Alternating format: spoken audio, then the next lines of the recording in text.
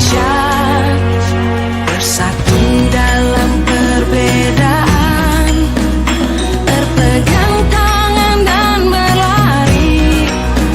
Singkirkan egomu, oh kawan, demi negeri ini. Jadilah generasi emas, cerdas berkarakter, itu kita. Berjuang dan harus berani, kita terus torehkan prestasi.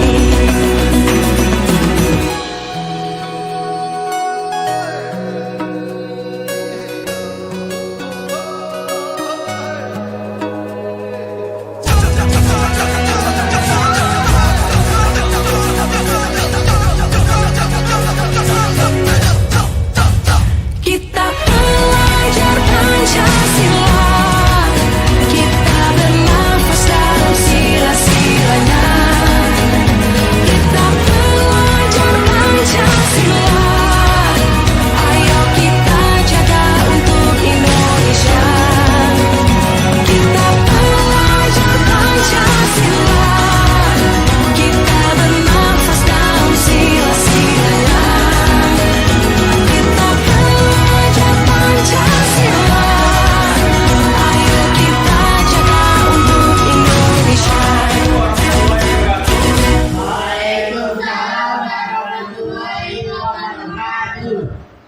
Dalam kesempatan kali ini kita akan membuat keyakinan kelas. Keyakinan kelas ini nantinya kita akan gunakan dalam waktu di pembelajaran dalam waktu semester ini. Oke. Jadi nanti Pak Rama akan membagikan stiker yang akan saya bagikan kepada kalian, dan kita bagi tiap kelompok. Jadi nanti tiap kelompok ada 2 anggota. Jadi nanti kalian diskusikan sama anggotanya, dan nanti setelah selesai membuat keyakinan kelas, bisa langsung ditempel yang ke tempat yang sudah Pak Rama sediakan. Okay? Jadi nanti kalian diskusikan untuk membuat keyakinan kelas, apa saja keyakinan kelas yang kita akan gunakan di semester ini. Oke, paham di sini? Paham. Jadi nanti ada 2 stiker yang akan Pak Rama bagikan kepada kalian. Nanti setelah ditulis bisa langsung nanti ada waktunya ditempel, langsung ditempel. Itu ya. Jadi nanti keyakinan kelas apa saja yang kalian ingin terapkan di pas waktu pembelajaran, kalian tulis di sini. Paham di sini? Oke.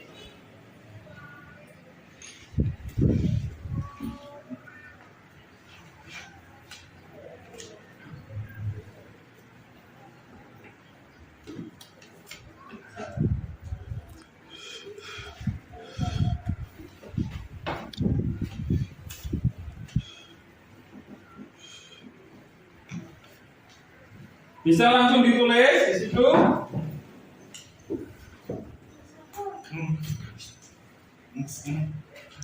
Bisa langsung ditulis ya.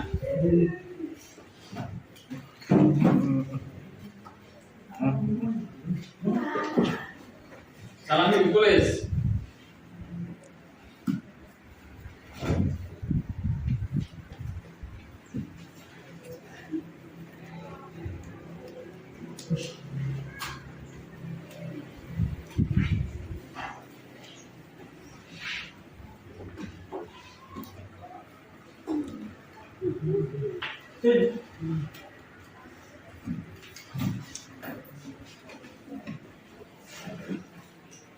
Sudah?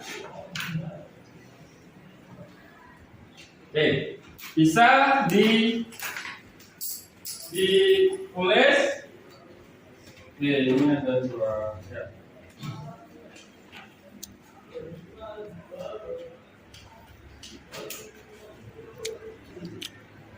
Oke. Sudah? Sudah semua? Sudah. Oke, silakan ditulis. Nah.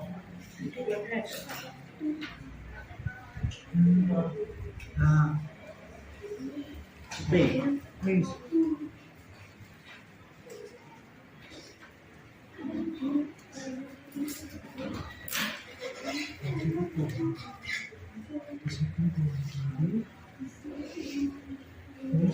A.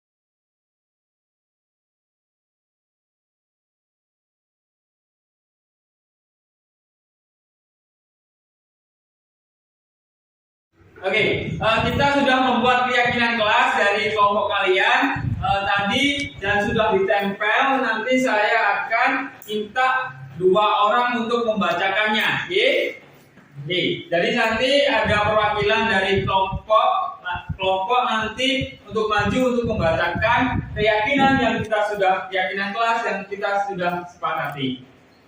Saya minta Mbak Ulan untuk maju untuk membacakan keyakinan kelas kita. Beri aplaus untuk Mbak Ulan.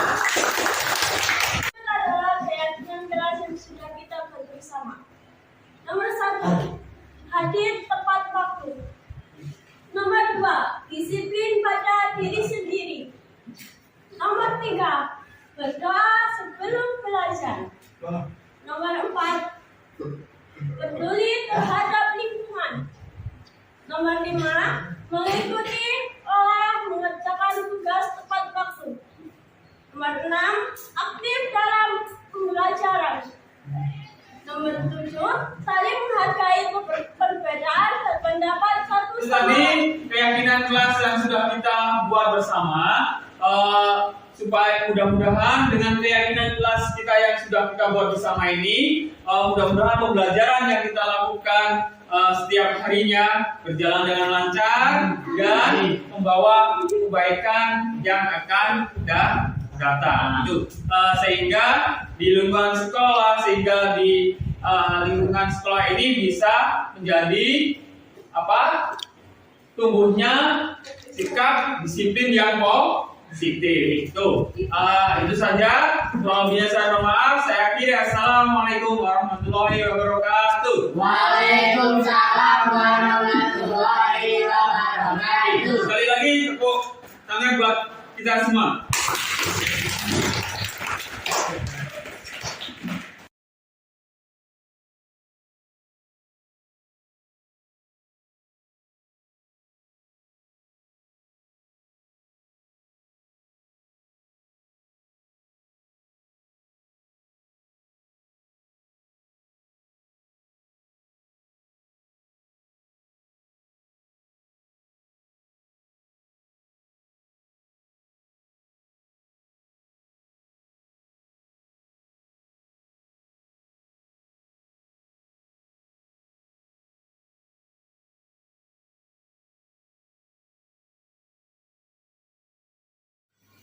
Assalamualaikum warahmatullahi wabarakatuh. Waalaikumsalam warahmatullahi wabarakatuh. Terima kasih Bapak Ibu yang sudah hadir untuk memenuhi undangan saya dalam aksi nyata saya modul 1.4 calon guru penggerak, yaitu budaya positif. Bisa. Selamat datang Bapak Ibu guru hebat. Mari kita belajar bersama, berkoordinasi, saling mendukung untuk mewujudkan budaya positif yang ada di sekolah kita. Di dalam calon guru penggerak ini adalah modul budaya positif. Yang pertama nanti ada perubahan paradigma belajar. Yang kedua ada disiplin positif. Yang ketiga ada positif diri manusia. Yang keempat ada kebutuhan motivasi diri manusia. Yang keempat ada kebutuhan manusia. Yang kelima ada posisi kontrol restitusi. Yang selanjutnya ada keyakinan kelas dan segitiga restitusi. Ya, yang pertama ada perubahan dengan paradigma baru. Pembelajaran dengan paradigma baru dirancang berdasarkan prinsip pembelajaran yang terdiferensiasi sehingga setiap siswa belajar sesuai dengan kebutuhan dari tahapan perkembangan untuk mewujudkan profil pelajar Pancasila. Kita sebagai guru, seorang guru di dalam kurikulum Merdeka ini, kita harus mengetahui apa saja sih dimensi dari pelajar Pancasila itu. Yang pertama pasti ada profil pelajar Pancasila. Yang pertama ada beriman bertakwa kepada Tuhan Yang Maha Esa dan berakhlak mulia. Yang kedua ada kebenekaan global. Yang ketiga mandiri. Yang keempat bergotong royong, benar kritis dan kreatif. Itulah dimensi pelajar Pancasila. Oke. Terus selanjutnya ada disiplin positif. Apa sih yang dimaksud dengan disiplin positif?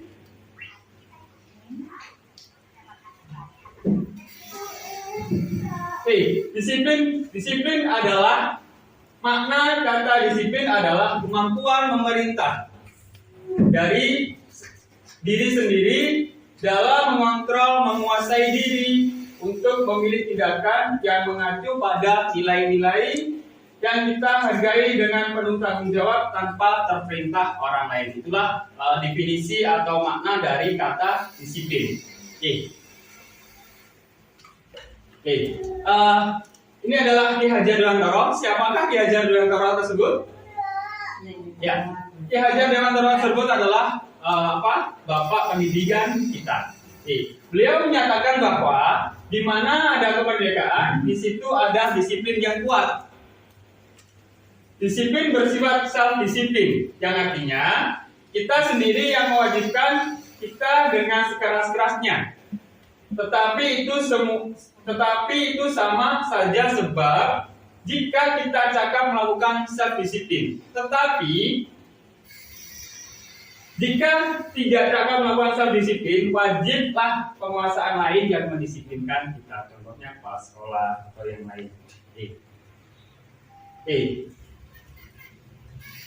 Inilah disiplin positif.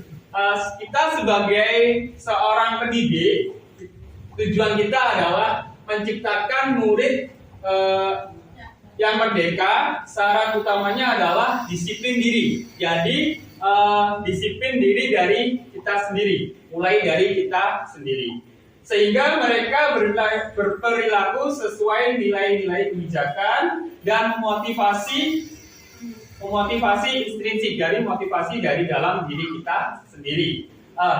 Ini adalah disiplin positif adalah merupakan salah satu cara penerapan disiplin yang bertujuan untuk menumbuhkan kesadaran serta memberdayakan anak untuk melakukan sesuatu tanpa sogokan, ancaman maupun hukuman. Itulah disiplin positif. Dari disiplin itu utamanya adalah berasal dari diri kita sendiri. Selanjutnya adalah kebutuhan dasar manusia. Ya, setiap orang pasti memiliki kebutuhan dasar masing-masing. Saya sama teman-teman yang lain mungkin kebutuhan dasarnya tidak sama. Realitas kebutuhan setiap orang itu pasti berbeda. Kita harus berusaha memahami pandangan orang lain tentang dunia. Setiap orang memiliki gambaran yang berbeda. Inilah kebutuhan dasar manusia. Apa saja? Ada bertahan hidup, kasih sayang dan rasa terima, penguasaan, kebebasan dan kesenangan. Ini adalah kebutuhan dasar semua manusia. Sekarang adalah motivasi diri manusia. Yang pertama, motivasi merupakan dorongan yang timbul pada diri seseorang secara sadar untuk melakukan tindakan dengan tujuan tertentu. Itu adalah motivasi. Yang pertama ada menghindari ketidaknyamanan dan hukuman. Terus yang kedua, mendapatkan imbalan penghargaan dari orang lain. Yang ketiga, menjadi orang yang mereka inginkan dan menghargai diri sendiri dengan nilai-nilai yang mereka percaya. Ini adalah motivasi diri yang ada pada diri manusia. Oke. Sekarang ada restitusi. Restitusi di sini adalah berproses menciptakan kondisi bagi murid untuk memperbaiki kesalahan mereka sehingga mereka bisa kembali pada kelompok mereka dengan karakter yang lebih kuat. Ini adalah makna dari restitusi. Ciri-ciri restitusi itu apa? Ciri-cirinya. Ciri-ciri restitusi itu ada bukan menebus kesalahan, itu satu. Dua, memperbaiki hubungan. Ketiga, tawaran bukan paksaan. Keempat, menuntun untuk melihat ke dalam diri. Mencari kebutuhan dasar yang mendasari tindakan. Fokus pada karakter dengan tindakan. Yang terakhir ada menguatkan dan fokus pada solusi. Perbedaan. Ini ada contoh kasus siswa yang mengganggu teman dan berkelahi di kelas. Ini contoh ada kasus yang sudah saya terapkan kemarin di dalam segitiga restitusi. Dan ini perbedaannya. Ada hukuman, ada konsekuensi, ada restitusi.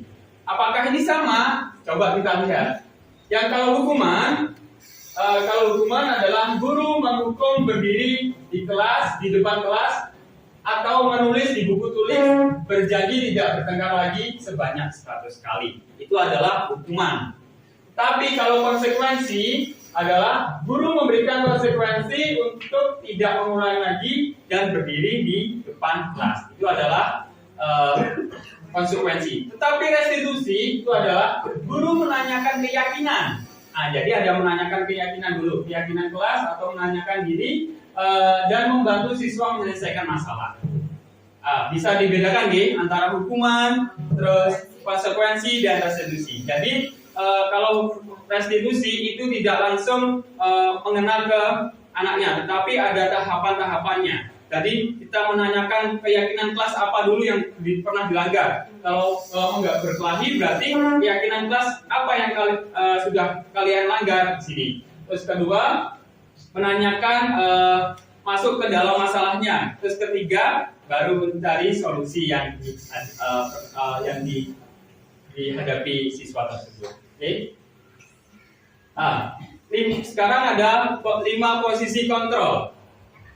Yang pertama ada penghukum, yang kedua pemberi rasa bersalah, yang ketiga teman, yang keempat pemantau, yang terakhir adalah manajer. Ini adalah posisi kontrol yang harus kita miliki. Contoh kalau penghukum itu apa? Kalau pemberi rasa bersalah itu seperti apa? Oke, nah, ini penghukum, ya. Kata-kata penghukum biasanya menggunakan patuhi aturan saya. Itu adalah kata-kata penghukum yang kita terapkan pada siswa. Ini adalah penghukum. Kita sebagai posisi kontrol sebagai penghukum. Yang kedua adalah pembuat merasa bersalah. Guru bersuara lembut, kata-kata yang digunakan ibu kecewa sekali dengan kamu. Biasanya seperti itu. Ini adalah kata-kata yang biasanya kita pakai supaya membuat murid kita menjadi aku bersalah sekali dengan guru tersebut. Itu adalah ini kata-katanya. Ibu kecewa sekali dengan kamu. Gimana coba kalau orang tuamu tahu kamu berbuat begini? Ini adalah kata-kata yang biasanya kita pakai untuk membuat murid tersebut merasa biar mereka merasa bersalah. Itu adalah. Jadi ada apa? Beda-bedanya sendiri. Lanjut. Sekarang jadi teman. Guru bersuara lembut, ramah, akrab, bercanda. Kata-kata yang biasanya digunakan adalah ayo bantulah demi ibu guru ya. Ini adalah contoh kata-kata yang kita sebagai teman. Ya. Terus yang ada pemantau. Guru bersuara dengan nada datar. Bahasa tubuh formal kata-kata yang digunakan atau peraturan apa yang telah kamu lakukan sanksi apa atau dan konsekuensi apa? Ini adalah memantau. Jadi kita memantau murid tersebut.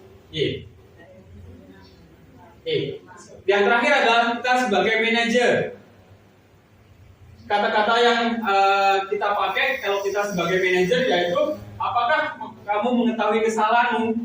Nah, itu adalah kita sebagai manajer atau sebagai posisi kontrol lima tersebut sebagai manajer. Terus yang apa? Bagaimana kamu akan memperbaiki kesalahan ini? Nah, ini adalah posisi kontrol kita sebagai manajer. Nah, sekarang masuk ke keyakinan kelas. Nah, kita mengapa keyakinan kelas? Mengapa tidak peraturan kelas? Nah, biasanya kita membuat peraturan kelas, tapi sekarang kita rubah dengan keyakinan kelas. Nah, seperti apa sih keyakinan kelas ini? Biasanya kita masuk ke dalam tahun ajaran baru, itu kan siswa masuk. Nah, kita biasanya membuat peraturan kelas. Nah, ini kita rubah menjadi keyakinan kelas. Apa saja sih keyakinan kelas ini? Nah, itu kita ditentukan kepada murid-murid kita. Ya, pada murid-murid kita apa saja keyakinan kelas kita yang 1 tahun atau 1 semester ini yang kita harus patuhi, kita harus pakai. Ya, keyakinan kelas kegiatan ini yang kemarin sudah saya lakukan. Ini adalah kegiatan membuat keyakinan kelas. Jadi anak-anak saya beri 2 stick note. Setelah itu mereka menuliskan apa saja yang mereka inginkan atau harus mereka taati dalam kelas tersebut. Ini adalah contoh-contohnya. Nah, pembentukan keyakinan kelas. Yang pertama, keyakinan kelas bersifat lebih abstrak daripada peraturan yang lebih rinci dan konkret. Yang kedua, keyakinan kelas berupa pertanyaan-pertanyaan universal. Yang ketiga, pernyataan keyakinan kelas senantiasa dibuat dalam bentuk positif. Keyakinan kelas hendaknya tidak terlalu banyak. Jadi tidak boleh terlalu banyak nih. Biar kenapa? Biar siswa atau murid kita itu biar lebih mengingatnya lebih jelas atau lebih gampang, tidak lupa. Tidak terlalu banyak sehingga mudah diingat dan dipahami oleh semua warga kelas. Semua warga kelas itu siapa? Guru, terus murid. Keyakinan kelas sebaiknya sesuatu yang dapat diterapkan di lingkungan tersebut. Yang nomor 6, semua warga kelas hendaknya ikut berkontribusi dalam pembuatan keyakinan kelas lewat kegiatan surat pendapat. Yang ketujuh, bersedia meninjau kembali keyakinan kelas dari waktu ke waktu. Itulah prosedur atau pembentukan keyakinan kelas. Ini prosedurnya. Mempersiapkan warga sekolah atau murid di sekolah atau kelas untuk berkira pendapat tentang peraturan yang perlu disepakati. Yang kedua, mencatat semua masukan-masukan dari murid atau warga sekolah. Yang ketiga, susunlah keyakinan kelas sesuai prosedur pembentukan keyakinan kelas. Gantilah kalimat-kalimat dalam bentuk dari negatif menjadi positif. Itu adalah keyakinan kelas. Yang keempat, tinjau kembali daftar surat pendapat yang sudah dicatat. Tinjau ulang keyakinan sekolah atau kelas secara bersama-sama. Yang nomor 6 adalah setelah keyakinan sekolah atau keyakinan kelas selesai dibuat, maka semua keyakinan sekolah kelas selanjutnya bisa diletakkan di dinding kelas di tempat yang mudah dilihat semua warga. Jadi nanti setelah keyakinan kelas dibuat, itu mungkin bisa dibuat bentuk poster. Jadi bisa ditempel dari tiap kelas ke kelas. Jadi mereka lebih mudah untuk mengingatnya. Nah, inilah tadi yang saya katakan segitiga restitusi. Segitiga restitusi di sini adalah tujuannya adalah menstabilkan identitas kita semua akan melakukan hal terbaik yang bisa kita lakukan. Yang kedua, validasi tindakan yang salah. Semua perilaku memiliki alasan. Di sini. Terus menyatakan keyakinan kita semua memiliki motivasi internal. Itu adalah segitiga restitusi. Nah, bisa kita lihat di sini, ini adalah tahapan-tahapannya. Yang pertama ada menstabilkan identitas dulu. Ya, menstabilkan identitas dulu. Jadi anak itu kita panggil, tidak langsung kita hukum, tidak langsung kita marahi, tapi kita tanyakan dulu, menstabilkan identitas. Apa kata-kata menstabilkan identitas itu? Ya, di sini ada setiap orang pernah melakukan kesalahan. Jadi kita kalau ada murid yang melanggar, terus kita pasti semua orang itu pernah melakukan kesalahan. Mungkin bukan kamu saja, tapi saya juga dulu pernah melakukan hal yang sama. Itulah sama saja dengan menstabilkan identitas. Kedua, kamu bukan satu-satunya yang pernah melakukan hal ini. Nah, itu adalah kata-kata yang harus kita pakai untuk stabilkan identitas siswa tersebut. Jadi tidak harus langsung menghukum, tidak harus langsung memberi hukuman ke murid tersebut, tetapi ada tahapan-tahapannya. Kedua adalah validasi tindakan yang salah.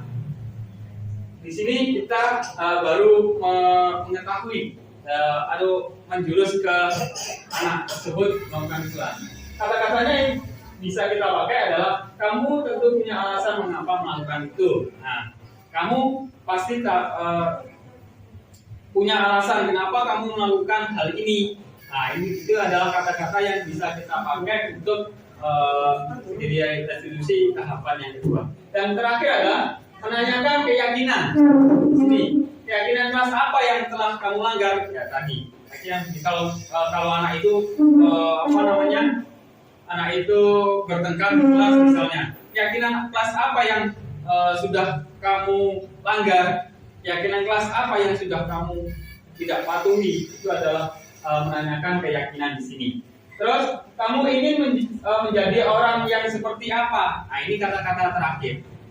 Kamu ini seperti kata-kata motivasi. Kamu ingin menjadi seperti apa nantinya setelah lulus dari sekolah ini, setelah ini. Jadi anak tersebut bisa menjawab dan semua sudah terselesaikan dengan baik. Oke, itu tadi sekilas dari pengibasan atau diseminasi dari modul 1.4 budaya positif. Mungkin sebelum saya akhiri, Bapak Ibu ada yang mau bertanya tentang hal yang sudah saya paparkan tadi. Mungkin ada yang kurang jelas, bisa ditanyakan. Oke, mungkin ada yang bertanya? Oke, Bu Lila, enggak? Terima kasih. Ini tadi kan Pak Rano menjelaskan tentang sebuah keyakinan kelas. Iya. Sebenarnya apa sih yang disebut dengan sebuah keyakinan kelas dan bagaimana cara kita membuat keyakinan kelas tersebut? Ya. Kemarin saya sudah membuat sebuah video tentang keyakinan kelas, mungkin bisa ditampilkan. Nah, ini dia. Ini adalah kemarin saya terapkan di kelas keyakinan kelasnya untuk membuat keyakinan kelas. Coba ya putar. Ya. Itu. Ya.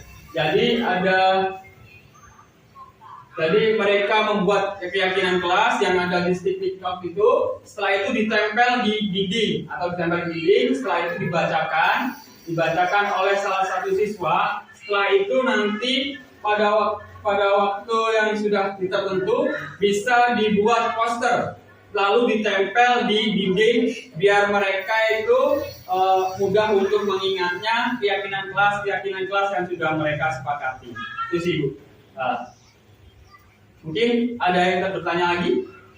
Jadi keyakinan kelas itu kan dibuat secara kesepakatan semua warga kelas, Ya. lalu diimplementasikan ke seluruh Ya. warganya itu tadi. Ya betul. Jadi pembentukan keyakinan kelas ini adalah kalau dulu ada peraturan kelas, sama saja seperti peraturan kelas.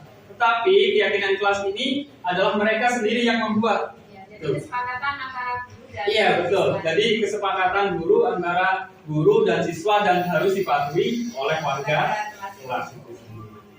Mungkin per kelas tidak sama ya. ya bisa tidak sama. Mungkin kalau di kelas ini datang harus tepat waktu, mungkin di kelas lain bisa itu. Jadi setiap kelas itu mempunyai keyakinan kelas masing-masing dan itu dibuat oleh warga kelas yang ada di situ. Oke. Tuh. Terima kasih Pak Rama. Ya, terima kasih. Sudah tidak ada yang bertanya? Oke, kalau sudah, saya meminta maaf, mungkin tidak bisa memberikan hidangan atau apapun, tetapi di sini niat saya adalah diseminasi atau pengimbasan yang sudah saya peroleh dari calon guru untuk menularkan ilmu yang sudah saya dapat kepada panjenengan. Jadi bukan hanya saja yang saya tahu tentang keilmuan atau apa, tetapi ini tujuannya adalah penularan atau pengimbasan dari calon guru penggerak. Oke, cukup sekian pengimbasan atau diseminasi dari saya. Kurang lebihnya saya mohon maaf. Saya akhiri. Assalamualaikum wabarakatuh. Waalaikumsalam warahmatullahi wabarakatuh. Assalamualaikum warahmatullahi wabarakatuh. Perkenalkan, nama saya Sutikah. Saya rekan sejawat dari Pak Rama Panji Mardika. Dalam kegiatan ini saya sangat tertarik untuk menerapkan budaya positif di sekolah. Salah satunya dengan membuat keyakinan kelas. Banyak sekali perubahan yang terjadi di antara guru-guru maupun murid. Semoga nantinya dengan adanya pengimbasan ini kita bisa menciptakan pembelajaran yang positif, nyaman, aman, dan menyenangkan bagi siswa. Terima kasih kepada Pak Rama yang sudah berbagi praktik baik dan ilmunya kepada kita. Semoga kita lebih baik lagi ke depannya. Terima kasih. Assalamualaikum warahmatullahi wabarakatuh.